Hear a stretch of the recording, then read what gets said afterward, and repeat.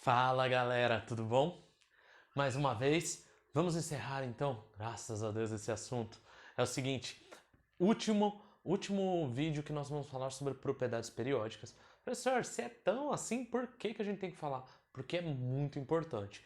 Principalmente esse cara aqui, esse palavrão aí, eletronegatividade. Antes da gente iniciar aquele mesmo esquema, compartilha, curte, se inscreve, tem um tal do sininho, aperta o sininho, segue a gente na rede social, tá lá o quadro para vocês ficarem tranquilos, certo? E vamos que vamos. Seguinte, bom, nós já falamos das seguintes propriedades. Falamos do raio atômico, da energia de ionização e da eletroafinidade ou afinidade eletrônica. Bom, agora a gente vai encerrar esse assunto falando sobre a eletronegatividade. Você já deve ter ouvido falar bastante desse cara. Se você não sabe muito bem o que é, vou te explicar agora.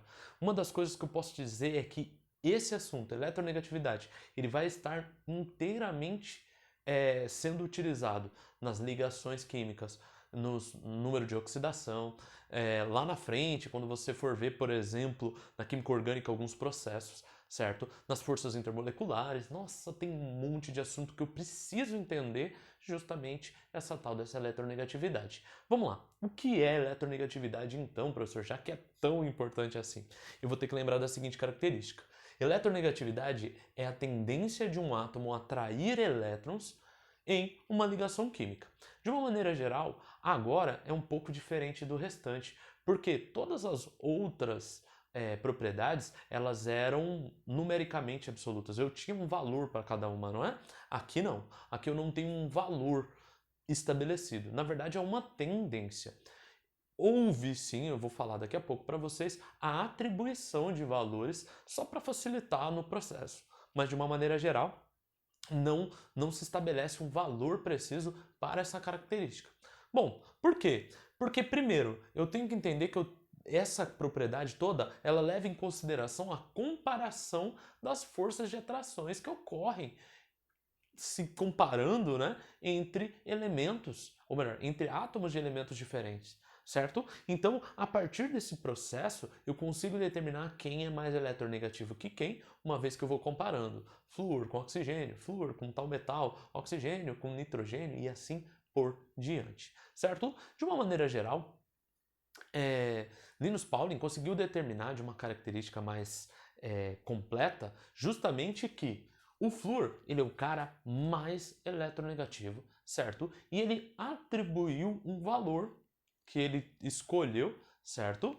Que é justamente o valor de 4, certo? Ele falou o seguinte, a força de atração dele, numericamente falando, é igual a 4. Ele vai ser a maior eletronegatividade. Todos os demais foram sendo determinados por comparação justamente dessa interação entre o flúor e o restante, certo? É importante dizer que os gases nobres, nesse caso, também não vão participar dessa propriedade. Por quê? Porque eles não formam ligações, pelo menos não alguns deles.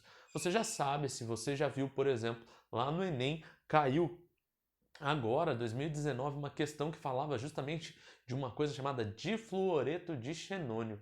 Eu falo, professor, mas o gás nobre fazendo ligação pode? Eu posso dizer que esse efeito, que na verdade era um tetrafluoreto de xenônio, ele é tão importante nesse processo que quem conseguiu fazer isso recebeu um prêmio Nobel, certo? Porque é muito difícil você fazer com que um gás nobre participe de uma ligação. Por quê?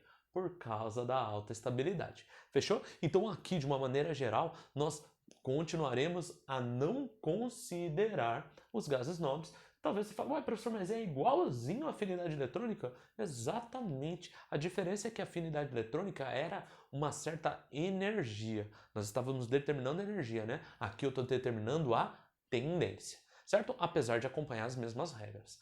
Mas é óbvio, como de costume, nós faremos uma relação entre a eletronegatividade e o raio. E aí eu quero que você lembre da seguinte característica.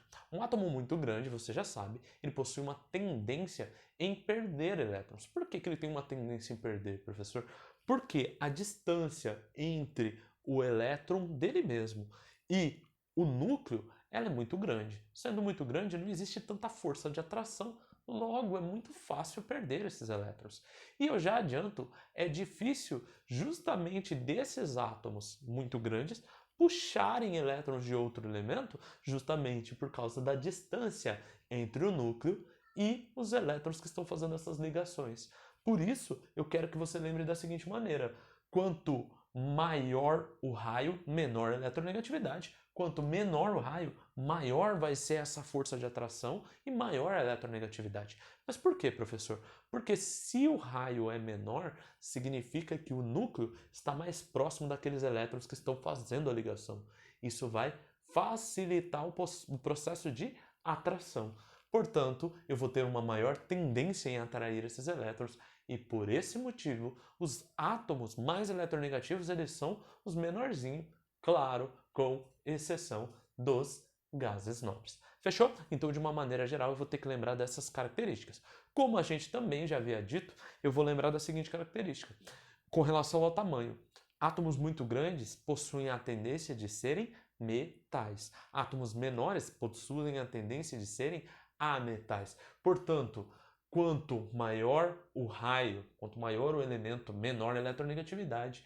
Portanto, os mais eletronegativos sempre serão os ametais. Então, de uma maneira geral, eu vou ter que lembrar dessa característica. Todas as vezes que eu comparar um metal a um ametal, lembre-se, o metal ele é menos eletronegativo que os ametais. Vale lembrar que o hidrogênio aqui ele está sendo comparado a um ametal, ele está sendo considerado como um ametal, apesar de não ser, certo? Mas a gente vai dizer aqui que ele é um ametal, só para facilitar no processo.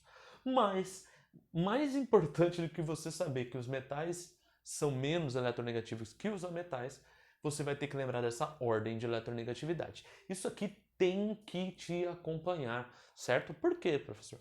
Porque justamente a ordem de eletronegatividade vai estar diretamente relacionado a todas as formações de substâncias, números de oxidações e assim por diante. Então você tem que lembrar disso aqui, olha.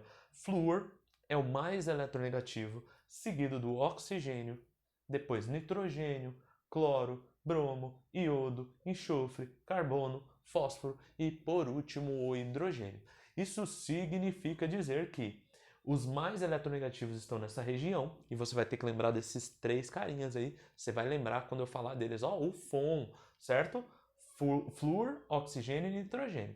Seguido dos halogênios, com exceção do flúor, que também é um halogênio, mas que é bem mais eletronegativo, né? E depois vem o enxofre, o carbono, o fósforo e o hidrogênio perdendo para todo mundo, com exceção de quem?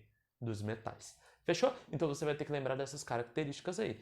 Todas as vezes que falar de eletronegatividade. Lembra, eu estou falando de força de atração. Quanto mais eletronegativo, maior é essa força. Lembra disso. Fechou? Então, de acordo com isso, nós terminamos todas as propriedades periódicas, pelo menos as principais. Professor, tem mais? Tem mais.